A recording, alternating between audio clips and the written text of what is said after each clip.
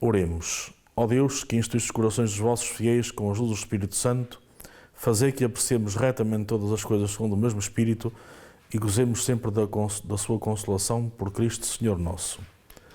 Ave Maria, cheia de graça, o Senhor é convosco, bendita sois vós entre as mulheres, bendito é o fruto do vosso ventre, Jesus. Santa Maria, Mãe de Deus, rogai por nós, pecadores, agora e na hora da nossa morte. Amém. Em nome do Pai, do Filho e do Espírito Santo. Uma saudação amiga para todos os amigos que nos acompanham pela Canção Nova e nesta nossa caminhada de fé, em que nos propusemos conhecer melhor e aprofundar a nossa fé a partir do IUCAT, o Catecismo da Igreja Católica, na versão dos jovens, assim conhecido, mas que não deixa de ser uma forma de aprofundarmos a beleza e a riqueza da nossa fé ao longo da nossa vida cristã. Até porque a nossa vida é exatamente para conhecermos, aprofundarmos a nossa fé em ordem ao seguimento de Jesus Cristo, para que depois da vida terrena, desta peregrinação, nos possamos encontrar definitivamente com Ele. E para conhecermos estas verdades de fé, começando pelo IUCAT, podemos naturalmente depois seguir o Catecismo na sua versão original, cuja edição, como sabemos, há várias edições, mas aquela que neste momento tenho comigo pode ser esta edição chamada mais, não de bolso, mas mais acessível, onde nos permite que possamos ler, aperfeiçoar naturalmente os ensinamentos principais da nossa fé a partir da riqueza da tradição da Igreja e de toda a revelação contida na Sagrada Escritura. A versão do IUCAT, que é esta versão que tenho entre mãos, permite naturalmente uma abordagem mais acessível, que depois nos remete para o catecismo mesmo em si, na versão mais original, onde podemos de facto se quisermos aprofundar mais, a partir da patrística, por exemplo, onde poderemos naturalmente vir a conhecer tudo aquilo que foi dito ao longo dos tempos acerca das principais verdades da nossa fé. E hoje retomaríamos esta nossa caminhada a partir do segundo capítulo do Credo, que é sobre a pessoa de Jesus Cristo. Todos nós somos cristãos e isso significa que somos discípulos missionários de Jesus Cristo, mas seria importante aquela pergunta que um dia Jesus fez aos apóstolos: quem diziam os homens que Ele é, ou quem dizeis vós que eu sou? Também é importante que nós, como cristãos, como verdadeiros discípulos de Jesus, nos interroguemos: quem é Jesus? Quem é este Jesus que nós seguimos, que nós amamos, com quem nos identificamos? Então, não é naturalmente apenas dizer que é uma pessoa da Santíssima Trindade, mas percebermos exatamente tudo o que Jesus nos revela, nos dá a conhecer. E o Catecismo começa por nos falar de uma palavra que nós muitas vezes escutamos e proclamamos, que é Evangelho, que vem do grego Evangelion, que significa a boa nova. Então, onde é que nós não só podemos conhecer Jesus Cristo, mas quem é este Jesus que é exatamente a boa nova, o Evangelho que é a boa notícia. Sem dúvida que Jesus é o Evangelho em si mesmo, isto é, por isso não é por acaso que na celebração da Eucaristia o Evangelho é proclamado pelos ministros ordenados, seja pelo bispo, ou pelos presbíteros, ou pelo diácono, mas também estamos todos de pé, como que acolhendo a pessoa de Jesus que vem ao nosso encontro, que nos quer naturalmente transformar com a sua palavra e que nos quer dizer exatamente que há um sentido pleno para a nossa vida. Por isso é que é boa notícia. Por exemplo, se nós compararmos com as notícias que vemos na televisão ou lemos nos jornais, aparecem mais pela dimensão negativa, porque chama mais a atenção um aspecto negativo. O Evangelho é exatamente o contrário. É a boa notícia, é aquilo que nos vem dizer que há um sentido para a nossa vida, que nós fomos criados e somos amados por Deus, que temos um objetivo. Então é nesse sentido que o Evangelho é a própria pessoa de Jesus Cristo. Mas o Catecismo, na sua versão original, aprofunda esta verdade entre os números 422 a 429. Portanto, se nós quisermos perceber melhor e aprofundar muito mais esta verdade, Jesus como Evangelho, como boa notícia, encontramos aí esses textos bem concretos. Mas diz-nos esta versão de Youcat: sem os Evangelhos não saberíamos que Deus, por amor infinito, nos enviou o seu Filho, para que nós, apesar dos nossos pecados, encontrássemos o caminho de regresso à eterna comunhão com Deus. Portanto, é a partir da Boa Nova, deste encontro pessoal com Jesus, que nós sabemos que, apesar da nossa fragilidade, do nosso pecado, nós somos chamados por Deus à santidade. Então importa conhecermos melhor o Evangelho, e tendo presente que o verbo conhecer não significa apenas saber, mas significa intimidade. Então conhecer o Evangelho, isto é, conhecer Jesus Cristo, significa também um diálogo permanente com Ele. Significa estarmos, sem dúvida, nesta sintonia com Ele, e daí a importância de que, ao longo dos séculos, os próprios santos, particularmente os místicos, nos disseram sempre da necessidade de meditarmos, de lermos o Evangelho diariamente.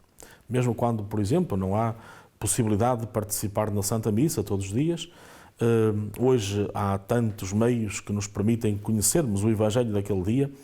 Se porventura lermos o Evangelho em casa, e até particularmente de manhã, temos essa vantagem de, durante o dia, pelo menos preenchermos o nosso pensamento com esta verdade fundamental de Jesus Cristo, com este conhecimento pessoal de Jesus Cristo, e tendo presente também que, assim como a nível humano, as amizades verdadeiras se vão construindo quando nos relacionamos com as pessoas, quando conversamos com elas, quando mais dialogamos com as pessoas, também a nossa amizade com Jesus vai crescendo na medida em que todos os dias também temos um diálogo próximo e profundo com Jesus.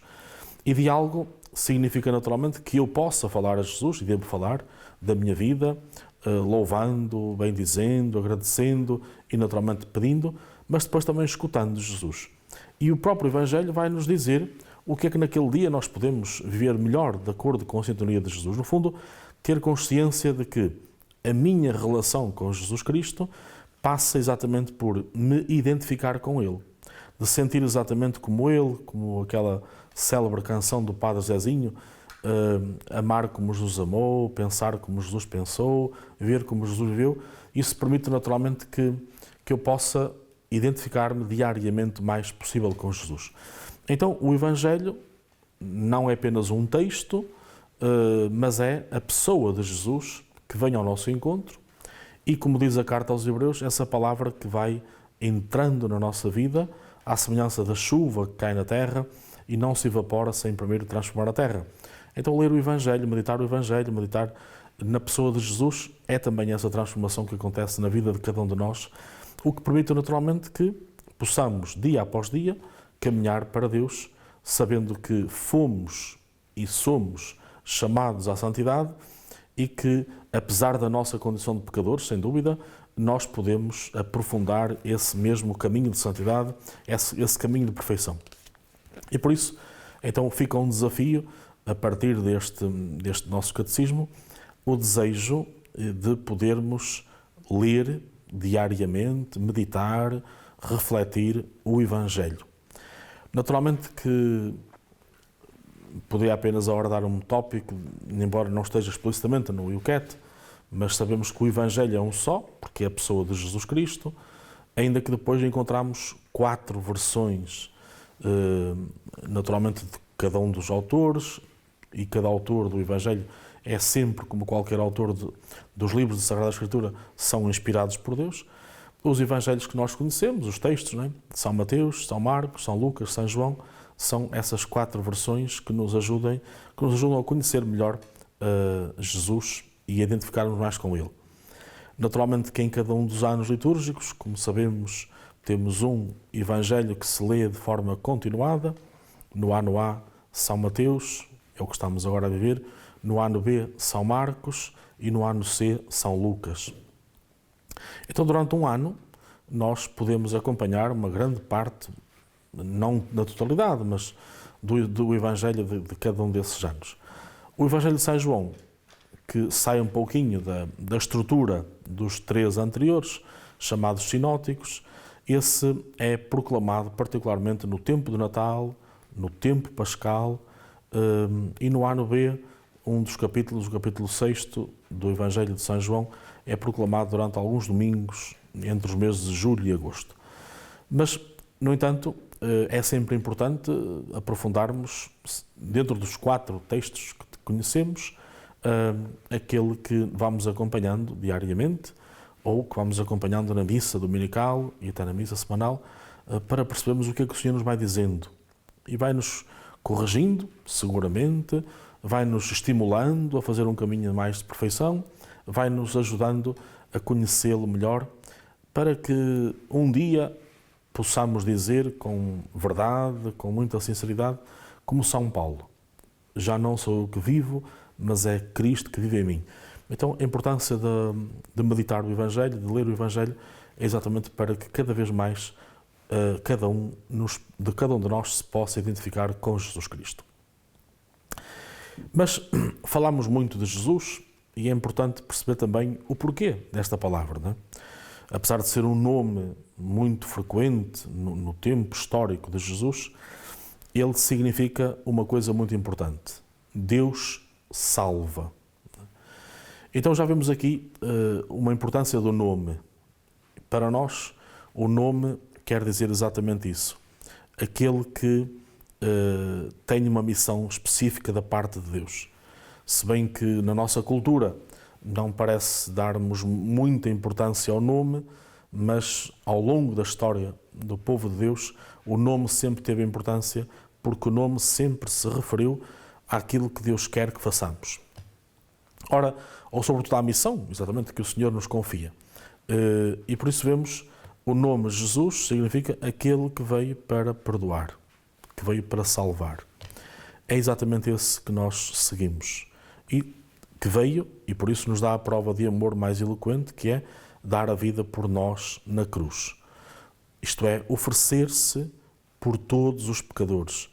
Naturalmente, dar a vida por aqueles que não merecíamos, porque nós é que falhamos, não ele, mas ele ofereceu-se por nós, resgatou-nos para sempre.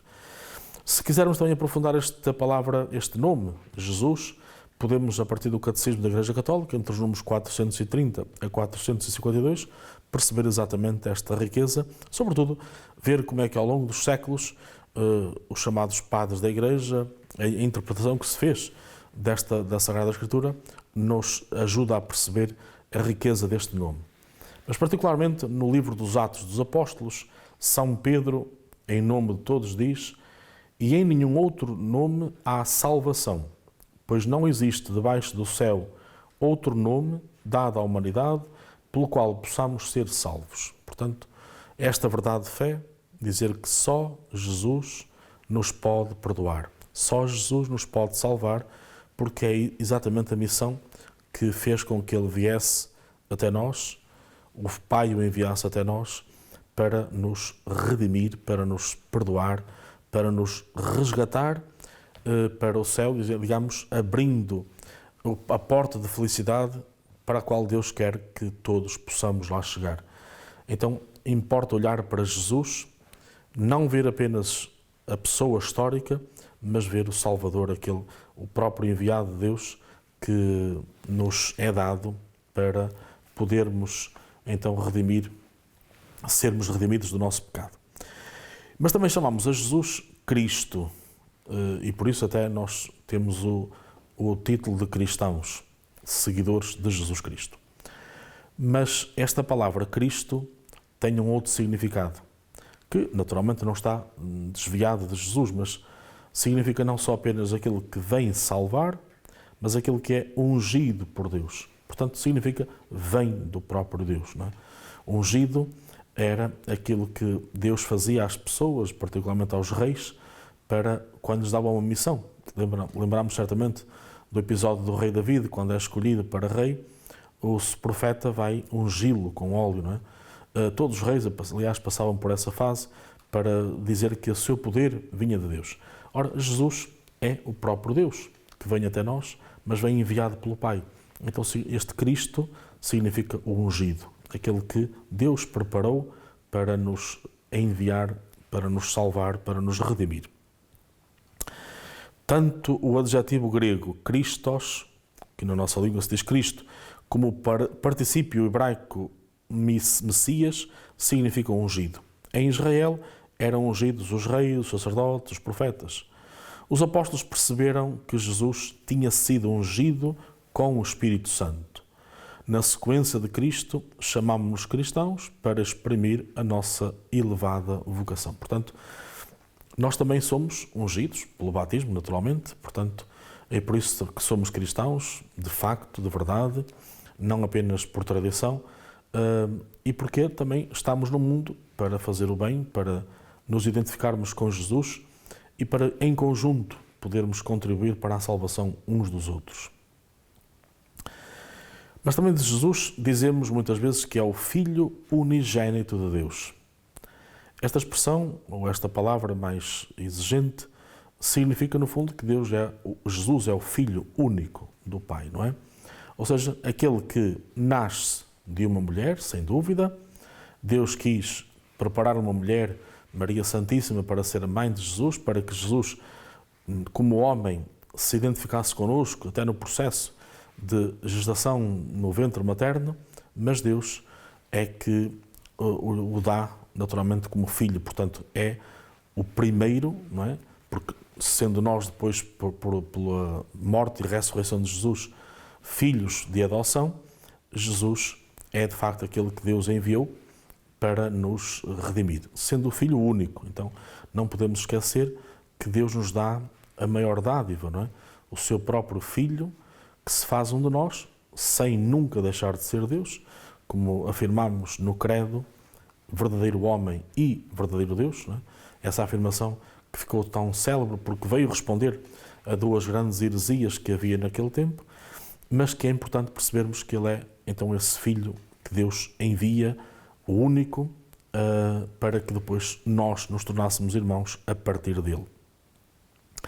Em muitas passagens do Novo Testamento, Jesus é o chamado Filho. Quando do batismo e da transfiguração, a voz celeste chama Filho amado. Jesus inicia os discípulos na sua relação única com o Pai do céu, dizendo: tudo me foi dado por meu Pai. Ninguém conhece o Filho senão o Pai, e ninguém conhece o Pai senão o Filho, e aquele a quem o Filho quiser revelar. Pela ressurreição, torna-se evidente que Jesus Cristo é realmente o Filho de Deus. Aliás, quando ele morre, disseram mesmo, ele é o Filho de Deus. Não é? Então Jesus é de facto este Filho de Deus, bem amado, que o Senhor nos enviou para nos resgatar, mas para que nos pudéssemos identificar com ele. Reparem que primeiro foi Deus que se identificou connosco. Não é? Deus não tinha necessidade de se fazer um de nós, porque é Deus, mas quis fazer-se um de nós, quis identificar-se connosco, quis, por isso, encarnar, assumir a nossa condição humana, como celebramos em cada Natal. Mas para quê? Para que nós também nos possamos identificar com Ele, para que nós possamos aproximar-nos dele sem receio. Até por esse motivo é que Ele encarnou, porque todos nós sabemos que uma criança é sempre sinal de atração, de ternura. Quem é que não gosta de olhar para uma criança, pegar numa criança ao colo? Então, Jesus torna-se esse ser ternurento para nos aproximar. E até sabemos isso pelo próprio Evangelho. Quem se aproximou dele foram os mais marginalizados do tempo, os homens que andavam com os rebanhos. Mas para mostrar exatamente que ele veio para nós, para estar connosco, para nos podermos aproximar dele. Então estamos a fazer este caminho para ter consciência que precisamos de meditar muito mais no Evangelho vivo, que é Jesus Cristo. Precisamos de o conhecer para sentirmos que ele nos veio ungir, veio também derramar sobre nós essa força do Espírito, para que nós então possamos ser aqui na Terra imagem viva de Cristo, esta imagem viva de Cristo que vive na relação com o próximo, na relação com aquele que servimos diariamente, não é? Assim como Jesus se fez próximo de todos, e muito particularmente dos que, para os fariseus e para os escribas, eram considerados muito pecadores, mas Jesus está realmente próximo daqueles que mais precisam, isto é, e quem é que mais precisa? É quem naturalmente precisa de ser redimido, de ser perdoado, porque a nossa meta é a salvação, e a salvação é o encontro pleno com Deus, e por isso só na relação pessoal com Jesus nos podemos identificar muito mais com Ele, nos podemos reconhecer pecadores, porque olhando nós sabemos naturalmente que precisamos de nos aperfeiçoar para ser mais parecidos com Ele, e nessa medida então estaremos a caminhar para um dia nos vermos face a face. Então que este programa possa ter ajudado a darmos mais espaço na nossa vida ao Evangelho, isto é, a Jesus Cristo. A perceber exatamente que a nossa relação com Ele tem de ser uma relação de amigos, uma relação de irmãos que querem conhecer, querem estar, querem saborear também a sua presença diariamente. E acima de tudo, que pela leitura orante do Evangelho, cada um de nós se deixe transformar por Jesus Cristo. Cada um de nós se deixe modelar por Ele no caminho da perfeição, no caminho do serviço, no caminho da humildade, para podermos ser então outros Cristos, uns para os outros, isto é, outros irmãos, servidores e amigos. Queira Deus que esta leitura aprofundada e orante do Catecismo da Igreja Católica também nos oriente para esta comunhão mais profunda com Jesus Cristo. E nessa medida, então, vale a pena este tempo que porventura gastamos, vós em casa, a ouvir e a participar, e depois o tempo sobretudo de ler, não é? Porque mais do que ouvir este programa, será depois ler, aprofundar, rezar e meditar esse encontro pessoal com Jesus. Mas este é o grande desafio que nos é lançado pelo Catecismo, para percebermos que o Catecismo não é apenas um livro do passado, onde nós temos que aprender umas coisas, mas é um livro que nos ajuda a uma relação muito mais pessoal e profunda com Jesus Cristo. Quero desejar-vos uma boa semana nesta caminhada deste ano litúrgico, apesar de ser um ano diferente em termos da situação que todos conhecemos, fruto da pandemia, mas que isso não seja impedimento para nos relacionarmos com Jesus, para dialogarmos com Ele, para rezarmos de verdade o seu Evangelho, porque nada nos pode impedir de uma comunhão profunda com Cristo, nem mesmo a própria pandemia. Então que apesar das limitações que temos, porventura de irmos à nossa igreja paroquial, de podermos ter outras reuniões de formação, que este momento também seja para ajudarmos a cada um a ter uma proximidade com Jesus, mesmo apesar das limitações do tempo que estamos a viver, que isso não seja impedimento para deixarmos de ter tempo para Jesus. Desejo a todos uma boa semana e vou invocar do Senhor Deus a bênção para todos, para que caminhemos juntos, aprofundemos a nossa fé e demos também razões vivas do porquê de sermos cristãos, porque seguimos Jesus Cristo, porque queremos também identificar-nos com Ele, uma vez que Ele se identificou também connosco. O Senhor esteja convosco, Ele está no meio de nós. Abençoe-vos Deus Todo-Poderoso, Pai, Filho e Espírito Santo.